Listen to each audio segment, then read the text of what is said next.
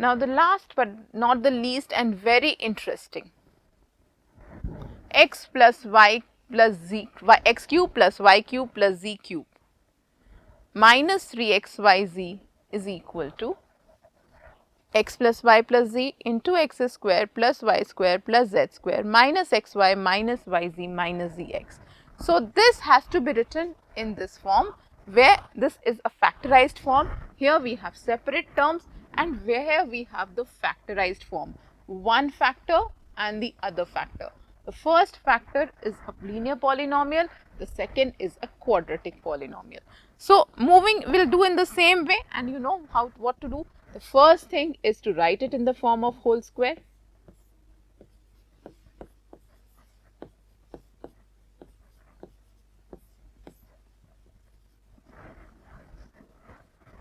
Minus, and this has to be written as a multiple of 3.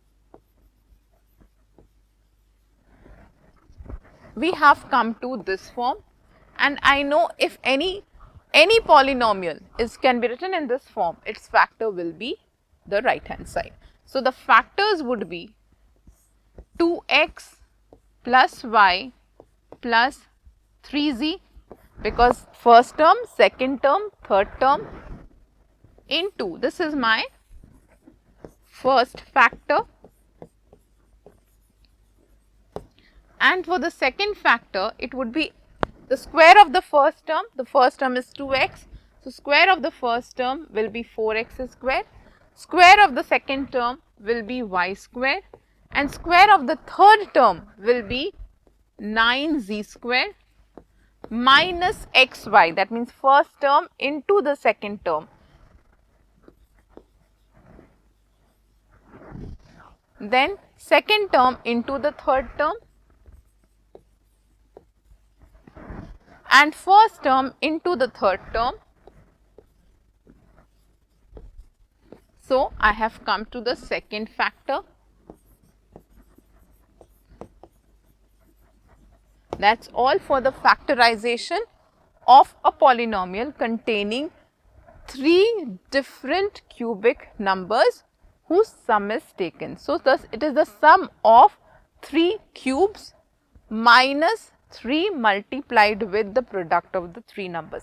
If I have any polynomial of this form, its factors can be directly written like this.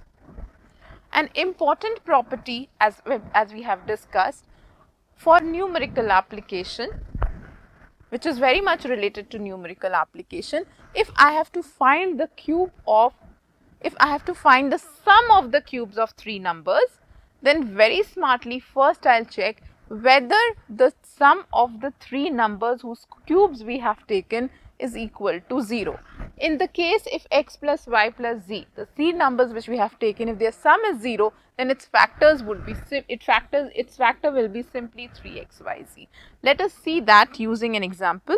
Suppose I have to find the cube of minus 12 cube plus 7 cube plus 5 cube. Suppose I have to find the sum of 3 different cubes. Had I not known this property,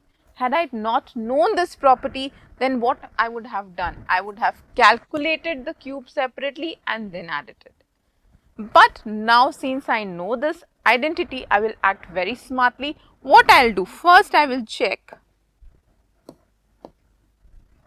that whether minus 12 plus 7 plus 5, what is it is giving me? The sum is 0. The sum is 0. Writing the identity x cube plus y cube plus z cube minus 3xyz equal to x plus y plus z multiplied with x square plus y square plus z square minus xy minus yz minus zx. If this becomes 0, the entire right hand side becomes 0, and as such my factor will be 3xyz. So since my xyz, that is minus 12 plus 7 plus 5 is equal to 0, the only factor would be 3 into minus 12 into 7 into 5. See, only one step of calculation. I have to multiply the three numbers by 3. That will give me the answer for this. So, the answer for this can be directly calculated by multiplying 3 with the given, the sum, multiplying 3 by each of these numbers. That means finding the product of 3 and the 3 given numbers. But before that, I have to check that whether their sum is giving me 0 or not. So, this becomes 21 into minus 60, which will give you minus 1260. So, that's all for factorization, using identities in factorization, and how to use factorization and identities for making such large calculations, which is the day-to-day use of finding factors and using identities. Let's have a quick recap of whatever we have done in this chapter. So, in this chapter, what have we studied? The first thing that we have studied is the definition of a polynomial. A polynomial px can be written in the decreasing power of x, the last term being a constant. Second, a polynomial of one term is called a monomial. A polynomial with two terms is called a binomial. A polynomial with a three term is called a trinomial.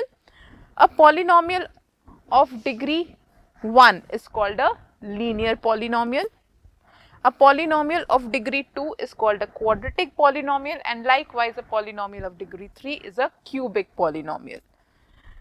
A real number a is a 0 of a polynomial if by substituting the value a in place of x in the polynomial, we get the value of polynomial as 0.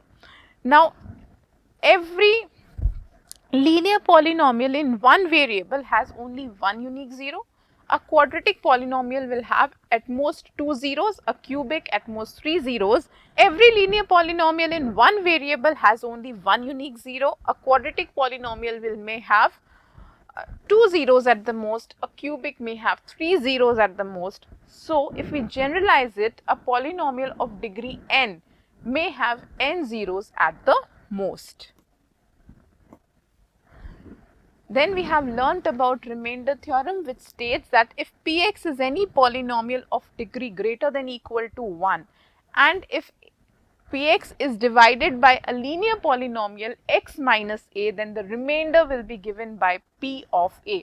X minus a is a linear polynomial and its 0a will give the remainder of the given polynomial. Factor theorem: if x minus a is a factor of a polynomial, x minus a is a linear polynomial, and if it is a factor of a polynomial of a degree 1 or greater than 1, then p of a will be 0. Then we have learnt about different identities, the square identities involving 3 terms, 2 terms, and the cubic identities involving 3 terms and 2 terms. So, this was all that we have learnt in this chapter. Thank you so much for being with us. Have a good day.